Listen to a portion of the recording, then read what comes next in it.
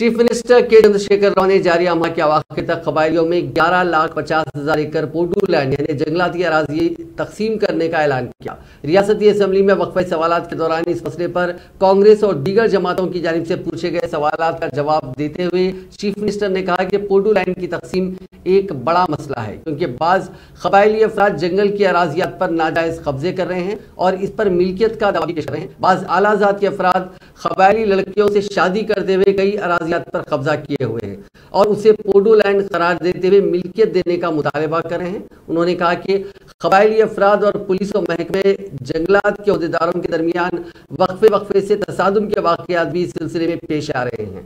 उन्होंने कहा कि चंद दिन कबल मुत्तहिदा ज़िले खम्मम में बाज़ कबायलियों ने एक फॉरेस्ट ऑफिसर का बहीमाना कत्ल कर दिया था। उन्होंने कहा कि रियासती हुकूमत कबायलियों को ज़मीन पर हुकूक देने के इक़दाम कर रही है। इस सिलसिले में तमाम सियासी जमातों से मुशावरत के बाद जारिया माह के अवाखिर तक 11,50,000 एकड़ अराजी तकसीम की जाएगी।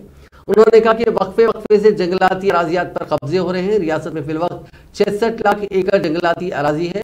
अगर कबायली वक्फे से इस पर कब्जा करते हुए मिल्कियत का दावा पेश करते हैं तो ऐसी सूरत में जंगल बाकी नहीं रहेंगे।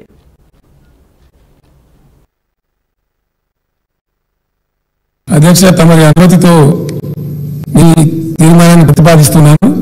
అధ్యక్ష వాల్మీకి బోయ బేదరు కిరాతక నిషాది పెద్దబోయలు తలయారి తుండువాళ్ళు మరియు కాయితి లంబాడ బాట మధురాలు చమారు మధురాలను షెడ్యూల్ తెగల జాబితాలో చేర్చవలసిందిగా 2016 సంవత్సరంలో షెడ్యూల్డ్ తెగల ఎస్టీ సంఘం విచారణ చేసిన సిఫారసును తెలంగాణ ప్రభుత్వం ఆమోదించి అతి ప్రతిపాదనను భారత ప్రభుత్వానికి సమర్పించినది।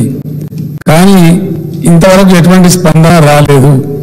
కావున ఈ సామాజిక వర్గాలను షెడ్యూల్డ్ తెగల జాబితాలో చేర్చవలసిందిగా కేంద్ర ప్రభుత్వాన్ని కోరుతూ ఈ సభ ఏకగ్రీవంగా తీర్మానిస్తున్నది।